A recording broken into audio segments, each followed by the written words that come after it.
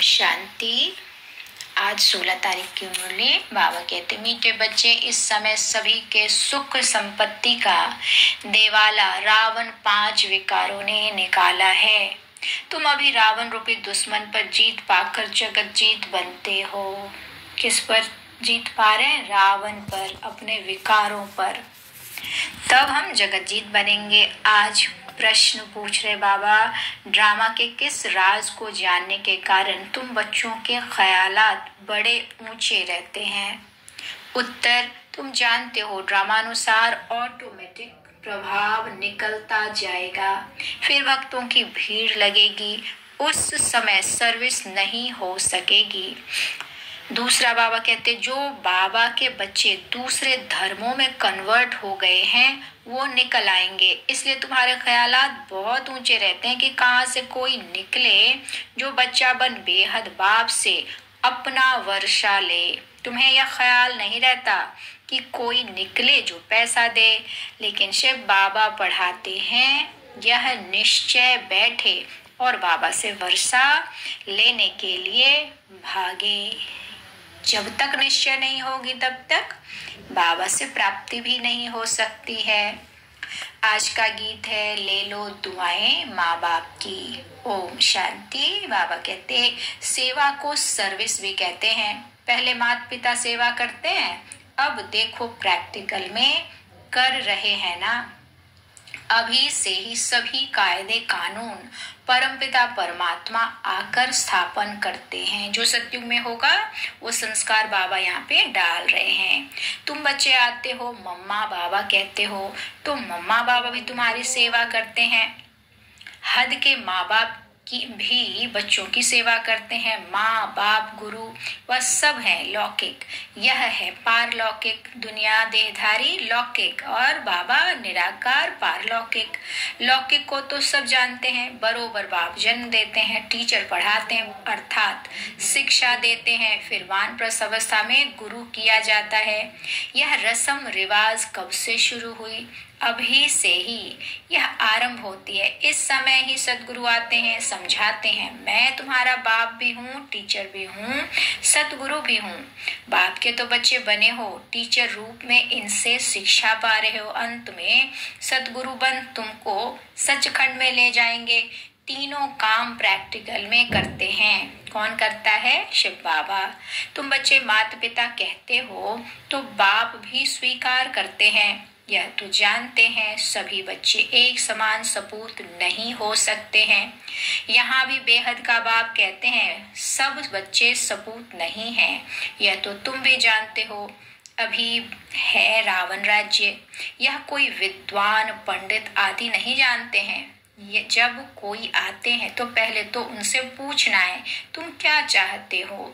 फिर कोई शांति चाहते हैं इसलिए गुरु ढूंढते हैं। सतयुग में तो कोई गुरु आदि नहीं ढूंढते, क्योंकि वहाँ दुख नहीं है, वहाँ कोई अप्राप्त वस्तु नहीं है। यहाँ तो कोई ना कोई वस्तु की लालसा रख गुरु के पास जाते हैं। कोई का सुनेंगे कि उनकी मनोकामना पूरी हुई तो खुद भी उनके पिछाड़ी में जाएंगे।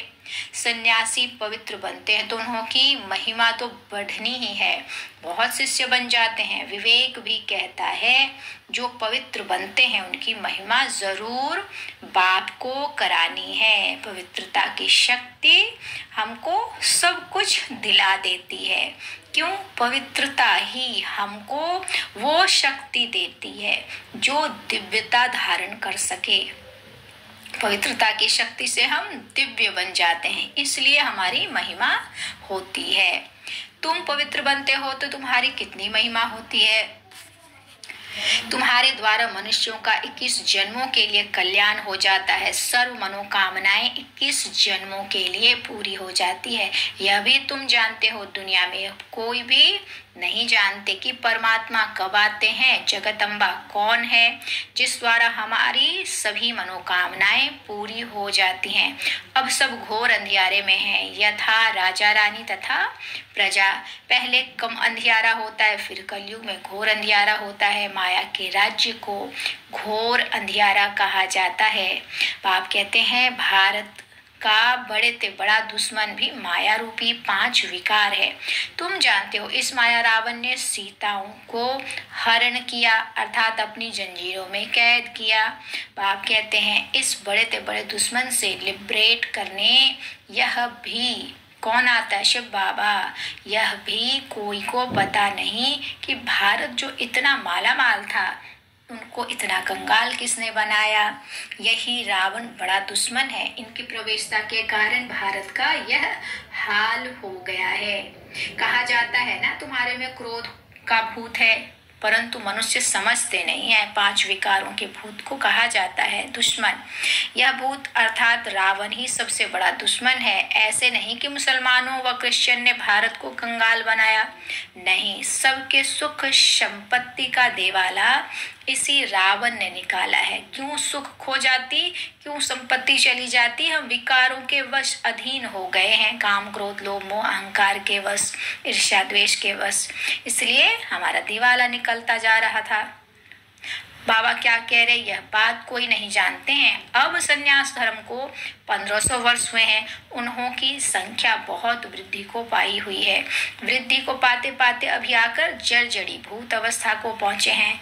तुम्हारा तो अब सतो प्रधान नया झाड़ है। हमारा जो अब बाबा कलम लगा रहा है वो बिल्कुल सतो प्रधान होगा, नया झाड़ होगा। तुम अभी रावण के साथ युद्ध कर रहे हो। गीता में रावण का नाम नहीं है। उन्होंने फिर हिंसक युद्ध दिखा दिया है सारी यहाँ की संगम युग की बातें, लेकिन उसको चित्रित ऐसे कर दिया है जैसे कि यही हुआ था। बाबा क्या कहते, रावण रूपी 5 विकारों पर जीत पाने से जगत जीत बन जाएंगे। फिर बाबा क्या कहते, हम जो सूर्यवंशी थे वही सतो प्रधान नंबर 1 राज्य करेंगे। सतयुग में था ही एक धर्म, फिर पुनर्जन्म लेते लेते अभी तो बहुत वृद्धि को पा गए हैं। जैसे अन्य धर्मों में भी अनेक प्रकार की वृद्धि हो गई है, वैसे इसमें भी ब्रह्म समाजी, आर्य समाजी, सन्यासी आदि निकलते हैं। वंडर है ना, है तो सभी भारतवासी एक आदि सनातन देवी देवता धर्म के है ना। भारत खंड है सच खंड। सीजरा तो ऊपर से ही चला आता है, जहां बाप आकर देवी देवता धर्म ट्रांसफर करते हैं। यह तुम जानते हो। पहले 7 रोज भट्टी में रख शूद्र से ब्राह्मण बनाना पड़ता है। सन्यासियों को तो वैराग्य आता है जो जंगल में चले जाते हैं। उन्हों का रास्ता ही अलग है, घर बार छोड़ जाते हैं, उन्हों को कोई तकलीफ नहीं है। हाँ, मनसा में तो संकल्प आएंगे, काम विकार से तो छूट ही जाते हैं, बाकी क्रोध आता है, उनमें भी नंबरवार तो होते हैं ना। कोई उत्तम, कोई मध्यम, कोई कनिष्ठ सन्यासी हैं, कोई बहुत बेकार है, बहुत डर्टी है। बाबा कहते सत्यु में भल सुखी तो सब होते हैं, परंतु नंबरवार मर्तबा तो है ना। सूर्यवंशी राजा रानी, चंद्रवंशी राजा रानी। मर्तबा किस पर मिलेगा? जितना हम विकारों को जीतेंगे उतना हमारा ऊंच पद होता जाएगा, उतना हम सजाओं से छूटते जाएंगे। तो प्रजा में भी, राजा में भी उत्तम मध्यम कनिष्ठ होता और प्रजा में भी उत्तम मध्यम कनिष्ठ है। यह सभी धर्मों में होता है। बाबा क्या कहते, उन्हों को तो वैराग्य आया, सन्यास लिया, खलास। कोई कोई फेल होते हैं, बाकी जो पक्के होते हैं उन्हों का वापस आना मुश्किल है। सन्यासियों का में क्या है, वैराग्य आया और घर बार छोड़ा, लेकिन कोई कोई फेल भी हो जाते हैं और बाकी तो पक्के जो रहते हैं वो वापस नहीं आते। बाबा कहते हैं यहाँ तो है गृहस्थ व्यवहार में रहते पवित्र रहना। बाप समझाते हैं बहादुर व जो इकट्ठे, दोनों इकट्ठे रहो और बीच में ज्ञान योग की तलवार हो। ऐसे एक कहानी भी है कि उसने कहा कि घड़ा भल सिर पर रखो परंतु तेरा अंग मेरे अंग से न लगे, अर्थात विकार की भावना न हो। क्यों? क्योंकि हम आत्मा भाई भाई हैं और एक पिता की संतान हैं, इसलिए अब हमें निर्विकारी बनना है, सतयुगी सृष्टि का अधिकारी बनना है, उसमें जाना है। तो उसके लिए संस्कार परिवर्तन यहाँ करने होंगे, इसलिए बाबा हमें निर्विकारी बना रहा। उन्होंने फिर शरीर समझ लिया है, बात सारी विकार की है, अर्थात नग्न नहीं होना है, काम अग्नि में जलना नहीं है, बड़ी मंजिल है। तो प्राप्ति भी बहुत बड़ी है, जितनी बड़ी तपस्या उतनी बड़ी प्राप्ति भी होगी। हालांकि जब अतीन्द्रिय सुख की अनुभूति करते हैं तो ये क्षणिक सुख उसके सामने कुछ भी नहीं होता है। अतीन्द्रिय सुख हर हाल में सुखी करने वाला, सुकून देने वाला, दिल को शीतल करने वाला होता है। इसलिए इस ज्ञान में बाबा की शक्ति को पाकर पवित्रता की धारणा बहुत आसानी से हो जाती है। लेकिन उस विधि को सही रीति अपनाना चाहिए और उसमें डूबने की कोशिश करनी चाहिए, तब सच्ची अनुभूति होगी बाबा के कौन मिला है, भगवान मिला है तो हमें वो क्या प्राप्त करा रहा है। इसलिए डूबना चाहिए शीतलता में। मैं आत्मा कौन हूँ? संपूर्ण पवित्र हूँ और उस पवित्रता के सागर की संतान होने के कारण मुझ में वो पवित्रता की शक्ति आ गई, जिससे मेरे सारे विकार भस्म भी हो जाते हैं और मैं बहुत दिव्य प्रकाश फैलाने वाली आत्मा, पवित्र आत्मा बन जाती हूँ। ऐसे अभ्यास करेंगे, इसको गहराई से रुककर उसमें डूबने की कोशिश करेंगे तो बहुत सुखद एहसास होगा। बाबा क्या कहते हैं कि सन्यासियों का कितना दुनिया में मान होता है, लेकिन राजयोग तो कोई सिखला नहीं सकता। वह है शंकराचार्य, यह है शिवाचार्य। तुम भी परिचय देते हो हमको, भगवान आकर पढ़ाते हैं। वह तो जरूर स्वर्ग का मालिक बनाएंगे ना। बाबा आएंगे, भगवान आएंगे तो क्या देंगे? सबसे श्रेष्ठ चीज। नर्क का तो नहीं बनाएंगे ना, वह रचता ही स्वर्ग का है। तो गृहस्थ में रहकर पवित्र रहना, इसमें ही मेहनत है। कन्याओं को शादी बगैर रहने नहीं देते। आगे विकार के लिए शादी करते थे, अब विकारी शादी कैंसिल कर ज्ञान चिता पर बैठ पवित्र जोड़ा बनते हैं। तो अपनी जांच करनी होती है कि माया कहाँ चलायमान तो नहीं करती है, मन में तूफान तो नहीं आते हैं। भल मन में संकल्प आते हों, परंतु कर्मेंद्रियों से विकर्म कभी नहीं करना है। भाई बहन समझने से, ज्ञान चिता पर रहने से काम अग्नि नहीं लगेगी। अगर आग लगी तो अधोगति को पालेंगे। यूं तो सारी दुनिया भाई बहन है, परंतु जब बाप आते हैं तो हम उनके बनते हैं। अभी तुम प्रैक्टिकल में ब्रह्मा मुख वंशावली हो, तुम्हारा यादगार भी यहाँ ही है। अधर कुमारी का मंदिर भी है ना, वैष्णो देवी जाते तो रास्ते में पड़ता है अधर कुमारी नीचे।